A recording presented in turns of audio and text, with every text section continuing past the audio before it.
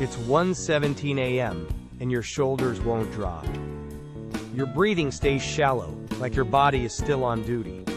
Beside you, the charger's tiny blue-white glow paints the ceiling, and your hand keeps hovering, just in case something pings.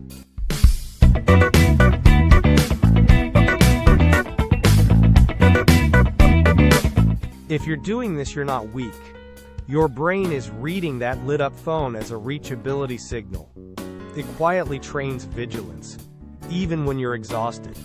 Tonight, we'll rebuild a bedside zone that feels safe to power down. Most people blame themselves. I just have no willpower. But your bedside setup is doing training, light, reachability, and the promise of a buzz. Those unpredictable notifications work like a slot machine, a variable ratio reward loop that keeps checking alive. And that means even silence can feel loud, because your brain is still waiting. So tonight, we're not chasing perfect discipline. We're changing the microenvironment, so your nervous system gets a clear message.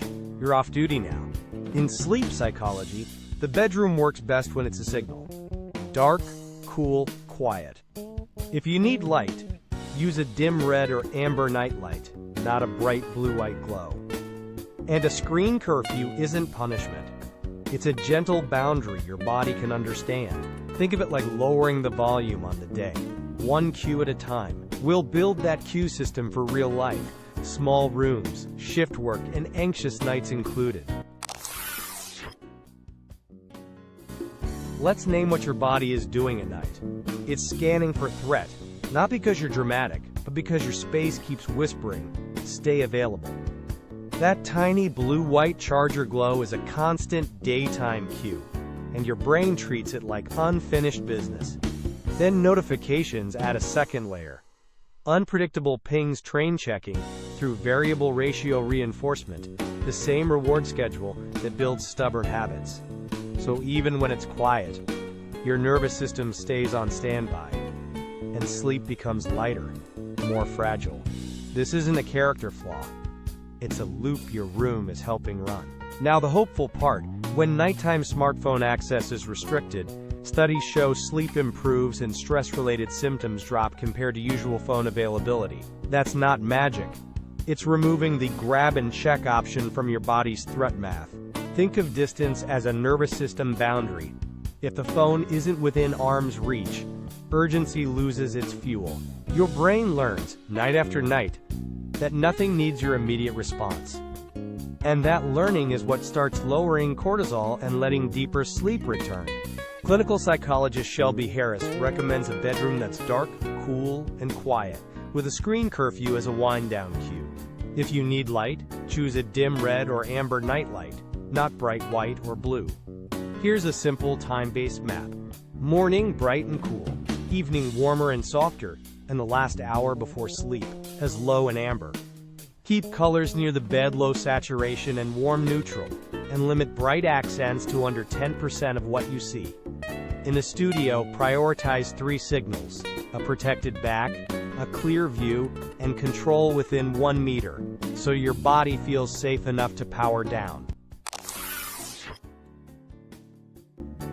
The common idea is, if my phone is right here, I'll feel secure. The reality is, within arm's reach, your body stays on call, even when your mind begs for rest. Studies show that restricting nighttime smartphone access improves sleep and reduces stress symptoms compared to usual availability. So the goal isn't willpower. It's removing the reachability cue that keeps your cortisol listening for work. Your new rule can be simple. Charge it across the room, or at least outside your 1-meter control zone. The misconception is, it's just a little glow, it can't matter. But blue-white light reads like daytime to your brain, and it keeps the room psychologically unfinished. Shelby Harris, PsyD, recommends a bedroom that's dark, cool, and quiet, using a dim red or amber nightlight if needed. She also recommends a screen curfew as a wind-down cue your nervous system can trust. So swap the charger glow for amber, and let darkness become your permission slip. The story we tell ourselves is, I'm just checking once, then I'll sleep. The reality is notifications are unpredictable, And that unpredictability works like variable ratio reinforcement, a habit engine that keeps you reaching.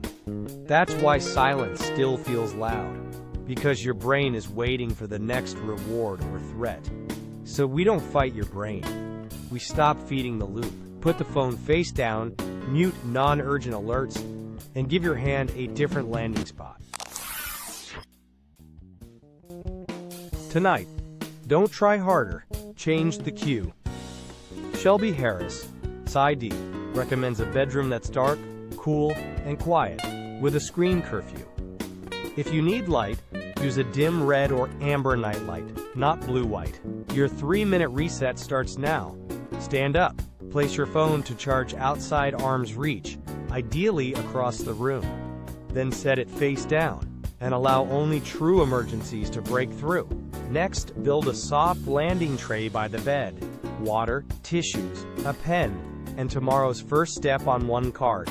Keep the bedside colors warm and low saturation, and limit bright accents to under 10%. If your brain begs to check, remember the loop. Unpredictable notifications, train checking, like variable ratio rewards. Restricting nighttime phone access has been shown to improve sleep and reduce stress symptoms versus usual availability.